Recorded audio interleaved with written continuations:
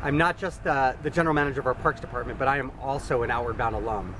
In 1988, I spent 2 weeks in the Boundary Waters, someplace in northern Minnesota, where I learned the word portage, I learned how to rock climb, and I spent a good 24 hours by myself on some island in the middle of a lake. It was one of the most personally challenging and provocative experiences frankly, of my entire life, and it left me feeling more confident, left me understanding the larger world around me, made me feel much more connected to the outdoors. And Outward Bound is an amazing program. It is so important, particularly today, that we support organizations like Outward Bound that are focused on developing our kids by connecting them with nature.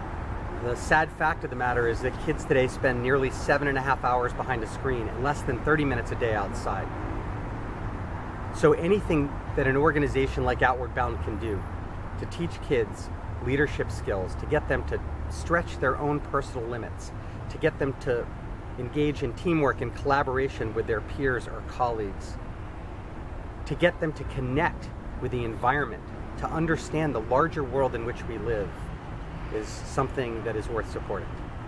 So I really got into Outward Bound without knowing much about it, and I decided to do it because it was the summer between my junior and senior year in college, and I was spending the first part of my summer in DC working at a legal aid clinic for low-income Latina families, and mostly women who had been victims of domestic violence abuse and who were facing evictions and all kinds of really daunting urban challenges. And I felt like I wanted to stretch myself in the other direction.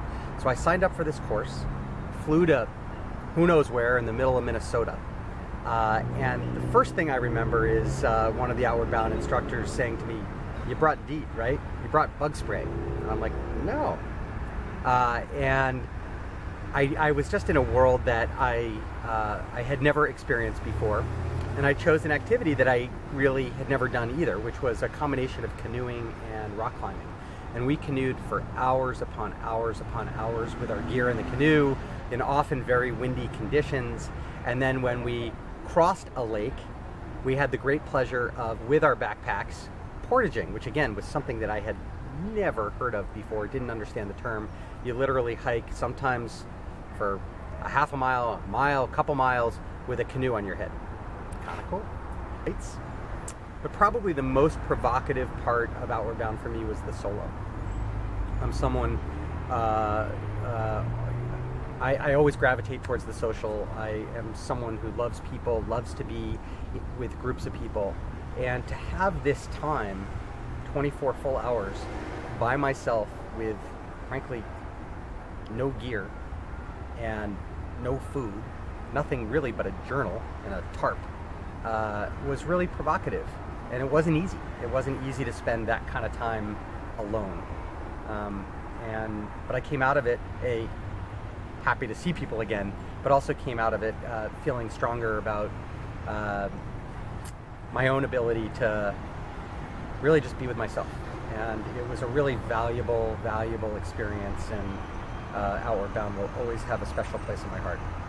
The San Francisco Recreation and Park Department is so proud and privileged to partner with Outward Bound. We have such a similar shared mission, particularly the part of Outward Bound's mission that focuses on our urban youth, and the opportunity that we have together to challenge our kids, many of whom have never been off their street or outside of their neighborhood, and to try to give them some experiences, whether it's a day of rock climbing or a couple of days of backpacking, to show them a new world or a new horizon, is something that is as meaningful as anything we do at Rec and Park.